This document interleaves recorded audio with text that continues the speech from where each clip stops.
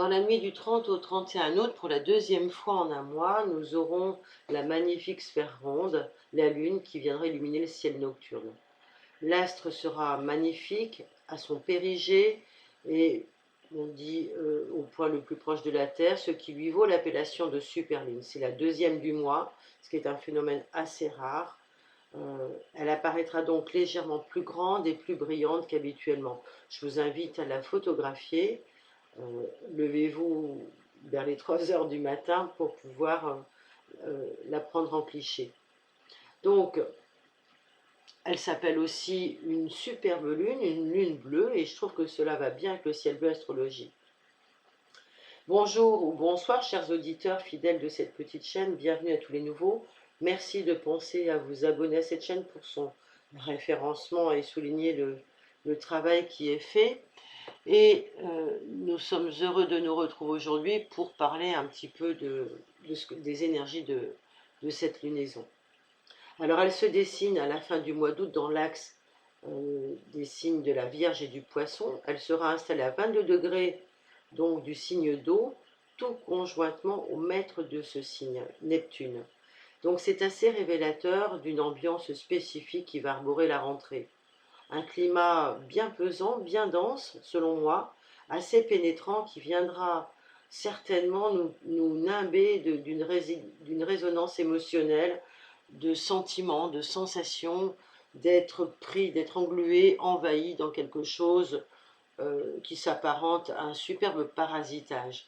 Nous le savons d'ailleurs, quand on parle de parasitage, un parasite, quand il nous infecte, il ne nous prévient pas. Donc là, c'est une chose qui va avancer d'une façon assez masquée. Les personnes des signes des Vierges et Poissons sont touchées par cet aspect, mais aussi, encore plus, j'ai envie de dire, les signes mutables qui seront en carré avec cet axe, et je pense à nos derniers décans des signes des Gémeaux et Sagittaires qui pourraient aussi se sentir submergés par des impressions, des choses sensibles, des événements qui exigent beaucoup d'eux, aussi bien sur un plan poisson, avec de la compassion, avec des actions de sacrifice, etc., et de dévotion, de dévouement, mais ils devront aussi agir et osciller avec la prudence, avec le sang-froid, avec le pragmatisme, pour pouvoir analyser les situations auxquelles ils seront confrontés. Le soleil en Vierge nous indique justement qu'il faut veiller coûte que coûte à observer un certain discernement par rapport à tout ce qu'on va voir, entendre et vivre. Et que grâce à notre raison gardée, nous pourrons dissocier les détails nécessaires, nous doter d'un discernement pour analyser toutes les choses qui vont se présenter à nous. Bien sûr que l'heure est au dévouement, à l'investissement, mais pas seulement. Il est aussi important d'apprendre à faire cela avec une capacité certaine à dire non et à poser des limites, surtout dans un contexte aussi embrouillé. Donc cet espace d'énergétique va nous toucher tous dans nos vies respectives, et donc j'invite chacun à regarder le domaine de vie concerné par cette lunaison.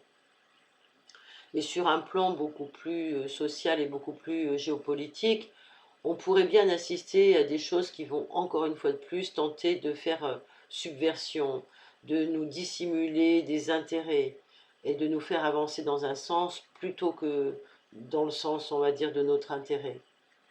Alors, pour beaucoup, fort contrariés par tout ce qui arrive en mauvaises nouvelles depuis des mois, le risque est grand de vouloir fuir une fois de plus la période en essayant de se déconnecter d'une réalité trop pénible, douloureuse, de tenter de se réfugier dans les rêves. Et c'est vrai que l'ascendant cancer de cette lunaison nous invite à nous réfugier dans ce que nous avons de plus précieux, à revoir les choses avec notre capacité d'imagination.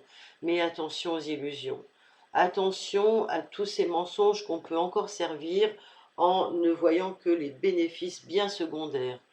Je pense aux drogues, je pense tout simplement à tous ceux qui pourraient abuser des addictions. Et puis, il y aura ceux qui vont se réfugier avec beaucoup plus de ferveur, beaucoup plus de dévotion, et qui vont agir avec toutes leurs prières pour la planète.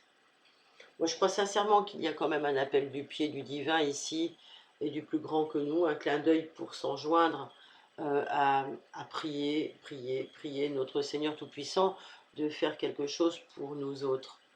Bon, c'est une parenthèse, et pour revenir à ce qui vous concerne dans les domaines de vos vies, euh, vous sentirez bien que vous êtes concerné par une demande de faire preuve d'actions concrètes. Et ces actions concrètes, elles vont être de respecter, de donner une réponse aux engagements et aux promesses que vous aurez pu faire pour répondre à des idéaux, à des aspirations. Et là, ben, ce ne sera plus des promesses en l'air, ce ne sera plus des engagements, il va falloir tenir la route et ça sera incontournable. Bon, sachez que vous serez quand même soutenu pour cela par une force, par un regain d'énergie, de confiance. On est quand même sur une énergie de vierge qui est capable de fournir un labeur et en même temps de vous proposer d'aller dans le sens commun du service pour vous attacher à vous investir dans un domaine, dans une mission, dans un travail qui vous tient à cœur. Ça sera possible. Chacun, d'ailleurs, chacun d'entre nous pourra faire un petit pas de plus contributif pour la rentrée. Ça va être vraiment un pas de plus contributif, quelque chose que vous allez faire en plus, que vous n'auriez pas eu l'idée il y a encore quelques semaines. Eh bien, ce que vous allez faire pour vous, ça va vous rendre service aussi, hein, parce que c'est en rendant service aux autres que vous allez vous rendre service. Et cette année, ben, il y aura encore plus d'énergie qui vont inciter les personnes à aller dans ce sens. Par ailleurs, on pourrait dire que même s'il y a l'envie de rendre service aux autres, dans tout ce qui est associatif, on sait qu'à chaque rentrée, il y a le forum des associations pour beaucoup. Bon, voilà, c'est des rentrées à préparer pour nos scolaires, pour nos enfants. Mais il va falloir quand même sortir des ornières qui sont de plus en plus fortes, qui sont tracées pour finalement entretenir des intérêts feutrés, dissimulés. Il sera vraiment nécessaire de voir plus loin que le bout de son nez si l'on décide de donner de son temps, de son énergie, de son argent à des causes. Vérifier si elles sont charitables et si elles ne profitent pas à quelques saugrenus. J'alerte aussi tous ceux qui travailleraient de nuit pendant cette lunaison, dans les hôpitaux, dans les prisons, dans le monde de la nuit, la restauration, les discothèques, voilà, car ils risquent d'être confrontés à des nébuleuses, à des situations étranges, ou comportant quand même quelques risques. Donc soyez prudents, s'il vous plaît. Sur le plan médiatique, il est fort probable aussi que nous ayons vent d'actions scandaleuses de la part de grandes organisations qui auraient relié leurs intérêts privés à des ramifications internationales, en causant bien sûr de graves préjudices à d'infimes parties de population ou de culture vernaculaire. Bon, ça se prolonge puisque nous aurons peut-être davantage de personnes qui auront envie de comprendre ce qui se cache derrière certains feux de forêt, certains feux d'îles, ou encore derrière certains fantômes agités du dérèglement climatique.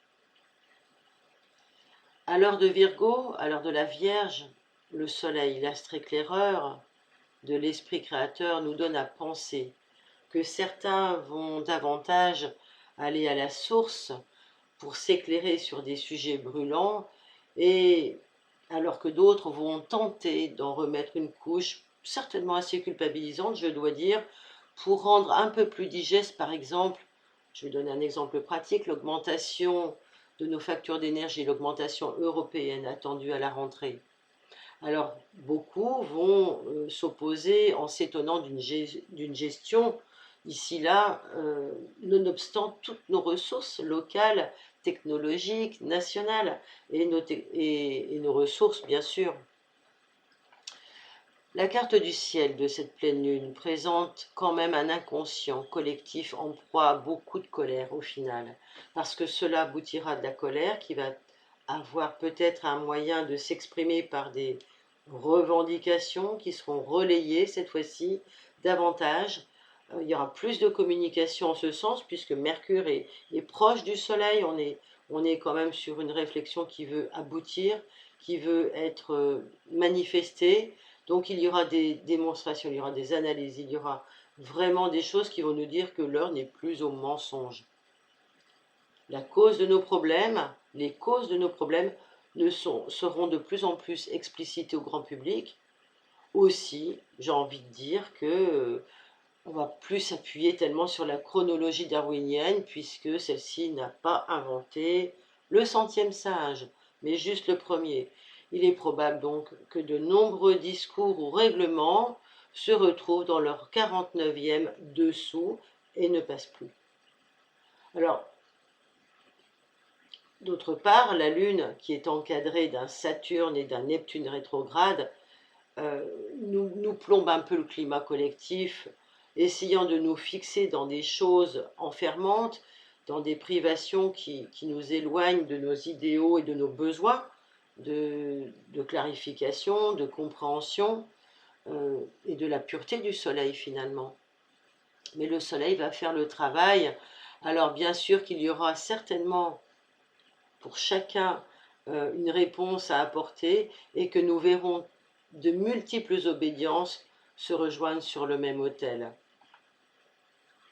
Il y aura de grands débats, des dénonciations de choses qui vont aussi concerner peut-être des arrestations, des procès de personnes impliquées par des causes juridiques qui seraient présentes pour défendre des pays ou des partisans opprimés au nom de la dignité humaine, au nom des droits de l'homme.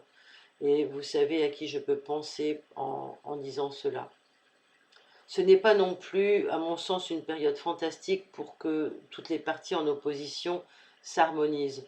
Mais peut-être que c'est tant mieux, puisque c'est ce qui va nous permettre de découvrir encore et encore tous les nombreux et les nouveaux cadavres qui sont dans nos placards, aussi bien personnels, mais aussi de ceux du monde.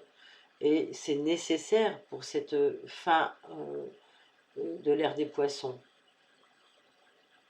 Donc, l'injonction de cette lunaison, pour revenir à cette pleine lune, serait de s'appuyer sur le fait que notre crédulité sans réflexion n'est plus de mise, il n'est plus l'heure de croire au Père Noël, il n'est plus l'heure de se réfugier derrière un fonctionnement qui a été valable pendant toutes les dernières décennies du XXe siècle, mais aujourd'hui peut-être que pour se rendre compte et dépasser ce qui pourrait nous dévaster par les mauvaises nouvelles, par cette société malade, il faut que nous gardions le contrôle interne de notre personnalité.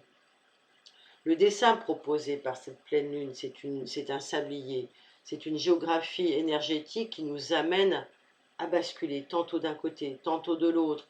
Alors bien sûr que ces contradictions vont s'agiter à l'intérieur de nous, on penchera certainement tantôt du côté vierge avec un côté pragmatique et une volonté de concrétiser les choses et de les réaliser, et puis de temps en temps pour aller de l'autre côté poisson, à se laisser peut-être convaincre de choses, peut-être avec plus soit de nébuleux, soit de flou, soit de confusion. Il est possible. En tous les cas, il sera difficile pour certains de s'y retrouver dans des réflexions parce qu'il y aura toutes les incohérences possibles et les choix vont être donc de ce fait difficiles à faire. Les points positifs, en revanche, de cette pleine lune et de cette période de rentrée, c'est quand même l'appel du nœud nord et de Chiron qui sont toujours là pour nous exhorter à poursuivre notre processus d'individuation, notre processus de guérison de nos blessures. Il faut bien comprendre que c'est nous qui avons créé toutes ces nébuleuses, nous les avons acceptées, nous avons accepté ce qui se passe dans le monde, nous l'avons même demandé par nos sociétés matérialistes. Donc, nous devons garder le sens et le cap de notre individualisation. Vous voyez que Neptune est conjoint à la Lune, certes, mais il y a quand même un second maître de lunaison, c'est Jupiter. Et Jupiter est en carré, bien sûr, avec Jupiter en taureau, il est en carré avec Vénus, donc il vient quand même nous montrer qu'il y a des choses qui ne vont pas dans les valeurs telles que nous les avons posées sur le système monétaire, sur le système alimentaire. Comment se fait-il qu'il y a des gens qui ont trop et d'autres pas assez? Enfin, toutes ces choses-là qui sont encore plus mises en exergue, eh bien, doivent être modifiées. Donc Jupiter va insuffler de la tension à Vénus, instaurant un climat de crise, un climat de perte de confiance, de sentiments contrariés, Et puis en même temps, il y a Pluton. Pluton qui vient nous dire, mais attention, la façon dont vous avez conçu et vous avez créé ce monde avec votre crédulité finalement, en remettant le contrôle à des forces qui vous gouvernent, eh bien, vous avez créé ce monde-là. Donc il est important maintenant de reprendre le contrôle et de ne plus vous laisser déborder par un imaginaire insouciant. Cet imaginaire qui a donc caractérisé les dernières décennies et les premières de ce siècle. Si nous voulons rêver aujourd'hui, il faut le faire en conscience que nous avons une condition à dépasser et une souveraineté à recouvrer. Chacun, chacune, et puis ensuite tous ensemble pour le bien commun. Et puis, pourquoi? Parce qu'il y a quand même autre chose derrière tout ça. Il y a le fait que nous avancions vers quelque chose qui va appartenir à tout ce qui a été créé par l'intelligence artificielle. Donc, comme le disait M. Guillemant, même s'il manque la conscience à l'intelligence artificielle, est-ce que cela nous permettra de pousser plus loin le point de singularité de notre espèce d'être humain? Qu'est-ce que le point de singularité? Le point de singularité, c'est quand les machines que nous avons créées vont devenir plus intelligentes que nous autres êtres humains et qu'elles vont décider que le problème, c'est nous. C'est intéressant quand même de se poser la question et de voir jusqu'où nous serons prêts à aller.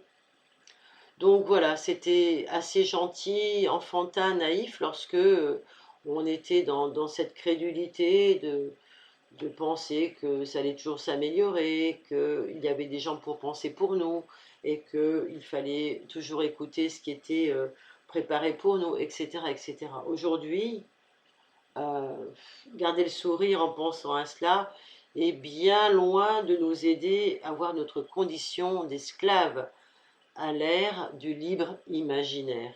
Alors, chers amis, pour terminer ce podcast sur cette superbe pleine lune, vous pouvez commenter, vous pouvez laisser un petit message, partager, vous abonner aussi à cette chaîne si cela n'est pas déjà fait, et puis cliquez sur le pouce bleu.